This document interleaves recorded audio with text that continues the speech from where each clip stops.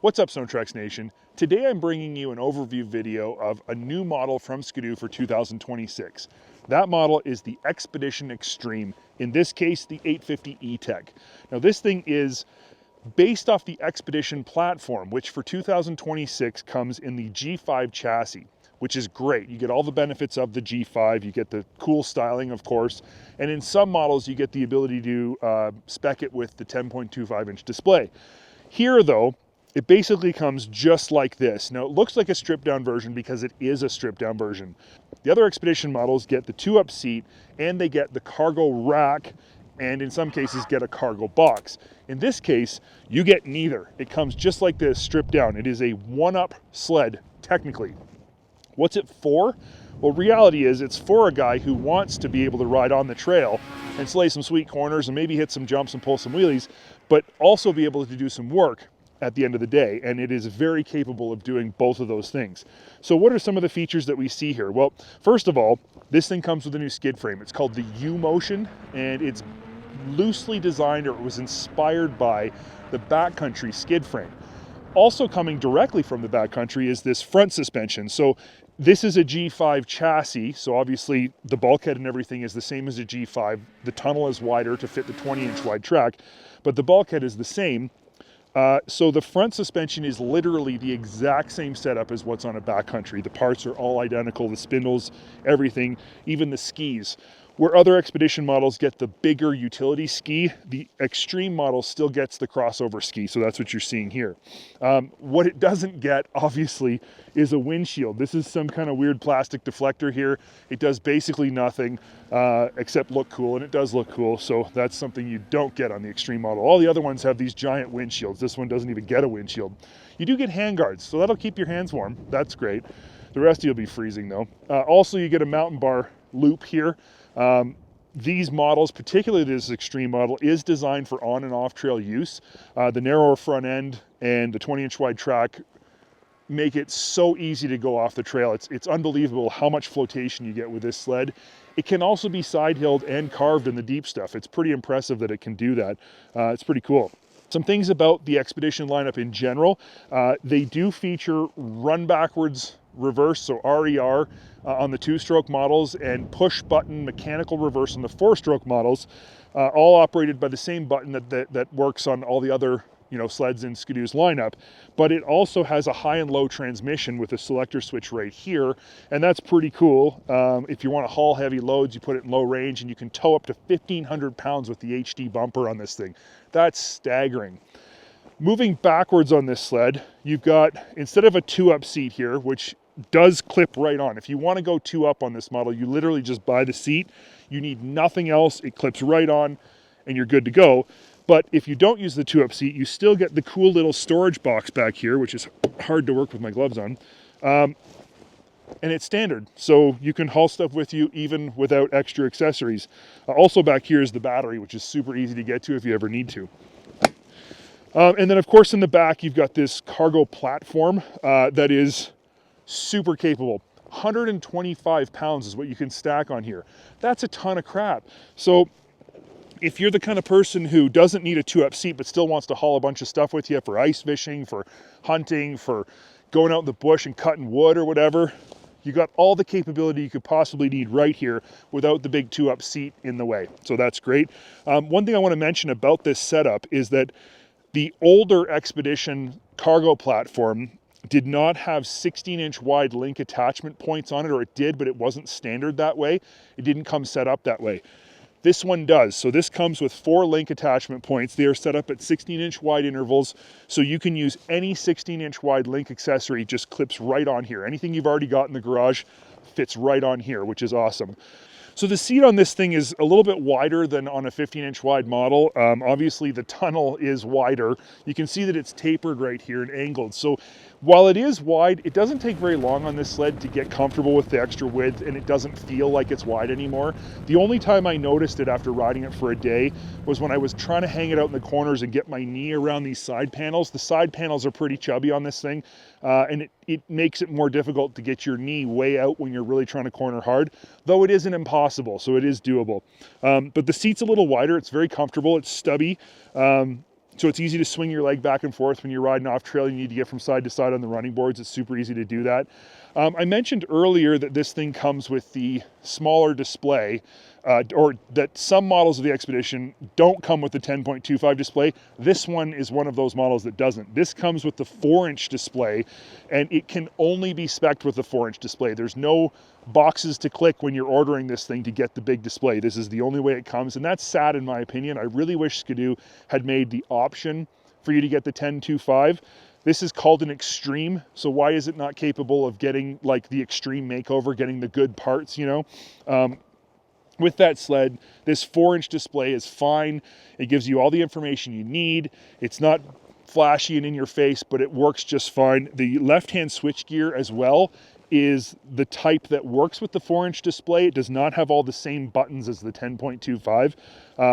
You know, you still got your hot grips up and down, your headlights, your start, stop, and reverse button is over here too, but it is a pared down version of the left-hand switchgear, so that's something to consider. Also, not awesome, I'm going to point out the good and the bad here, is this thing gets Skidoo's single piston caliper brake. Now, I'm sorry, but you can't produce a 4-piston brake like what they have on the XRS and the higher end models that is so good and not expect people to just come out and say that this brake is kind of crappy. It has no feel, it's squishy. With a track this heavy, it really just doesn't seem like it has any bite. It's really an unimpressive brake, and it's time for Skidoo to just ditch this setup and put the good setup on everything. We're talking about brakes here. They should be the best that you can get. They stop you. They need to be excellent. So that's a complaint I have. There aren't very many though. What else can we talk about? So this skid frame's articulated, and that's pretty cool. And what that means is that the rear, probably 10 inches of it, maybe 12 inches, actually flexes up and down.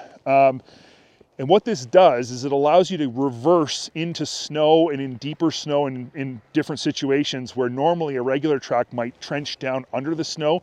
This will actually help climb up on top of the snow. It works great. The only problem is that it's designed to work with the utility skis that have a pretty serious tip up on the back so that the skis don't sink down into the snow when you're reversing in deep stuff.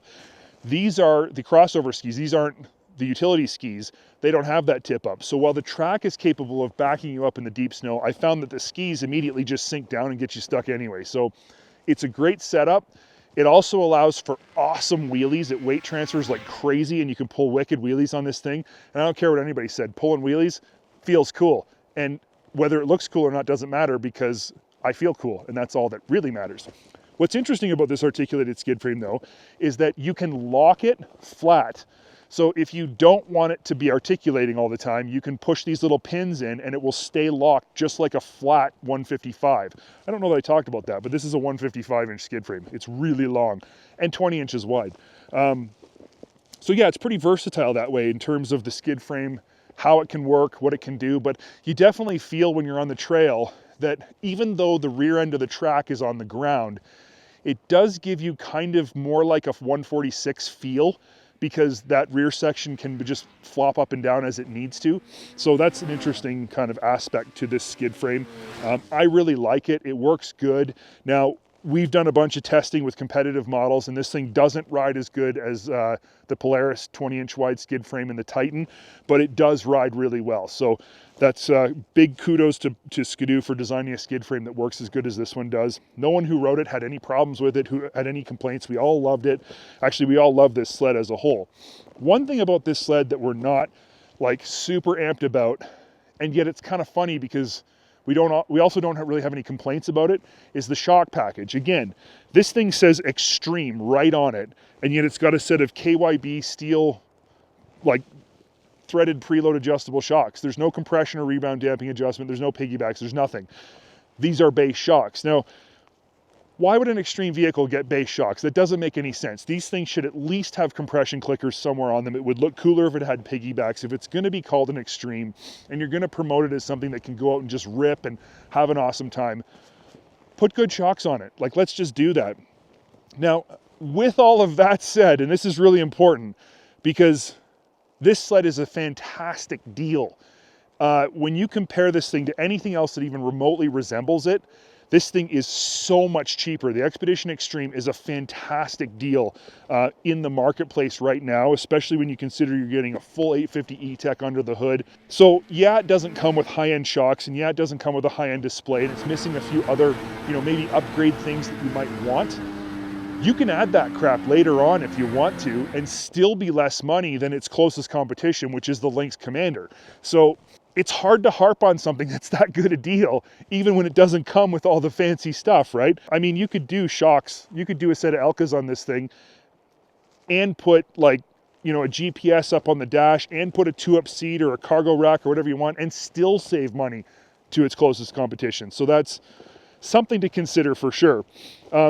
Again, one thing it doesn't have is a trailer hitch, and I thought that was a weird omission on Skidoo's part because it is still a utility sled. It is designed to do both. It doesn't have a trailer hitch at all. That would be one thing I would add right away, and there's two reasons for that. First of all, it's so you can tow stuff, but secondly, this snow flap has the ability to lock in an upward position. It's got a little cutout in it, and it's designed to use the trailer hitch as a sort of like a lock point. You pull it up and this rubber flap goes over the trailer hitch and holds the snow flap up. And that's so it doesn't get caught in the track when you're backing up in deep snow. This doesn't have a trailer hitch, so that feature doesn't work. Is it a big deal? No, of course it's not a big deal, but it's something that is cool and doesn't work because it doesn't have a trailer hitch. So just add one. It has normal DESS, so that's your key and your tether. It has a 12 volt heated shields outlet on there already built in. Obviously you got your little storage bin up here, like all Skidoo G5s have. I talked about it being an 850 E-TEC. It's lightweight. It's got excellent E-TEC power. Obviously reliability and economy are great on this sled. You can get it with the 900 Ace Turbo R 180 horsepower 4-stroke under the hood. That would be an awesome sled also. It would be stupid fast. But it would be heavier, and while we did a shootout on this model and its competitors, and AJ and Mike both said they preferred the 4-stroke motor in that shootout, so stay tuned for that. You'll find it online in a while. I'm not that guy. I'm a 2-stroke guy, and this is much better. The lightweight fits with this sled a lot better, in my opinion. So that's really, I guess, all I have to say about this sled. There's not much else to talk about. It has all the features that you need, and it works really, really well. It actually rides surprisingly well despite the low-end shock package. It handles great. Anyone who knows me knows that I am not a proponent of 39 to 41 inch adjustable front ends. I think that narrow front ends are silly on anything that's meant to be on the trail.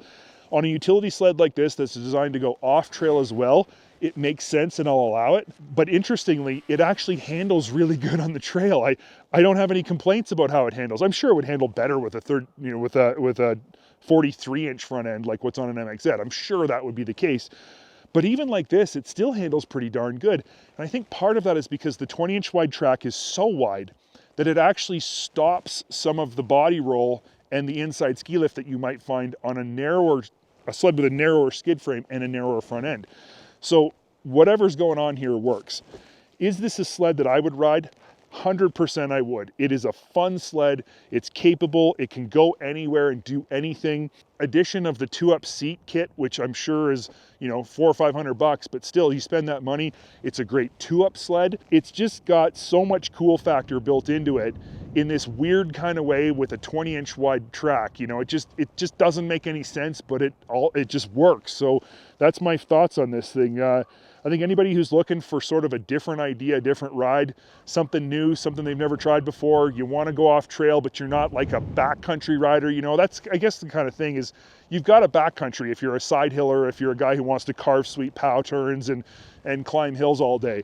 If you just want to go explore the backcountry, this is the sled to do it on.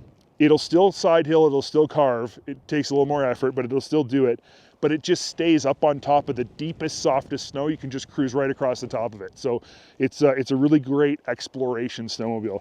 I like it. I think you'll like it. It's not typical. It's not what you're used to, but it's something different and it works excellent. And I know if I don't start it, you guys will be upset. So let's listen to what an 850 E-TEC sounds like for the 1000th time.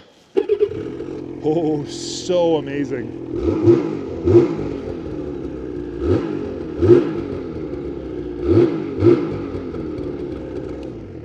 There you go.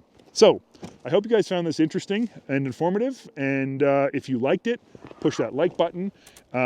If you want to be updated on all of our videos as they come out, and they're going to be coming out rapid fire now that the season's getting started, make sure you put that bell on.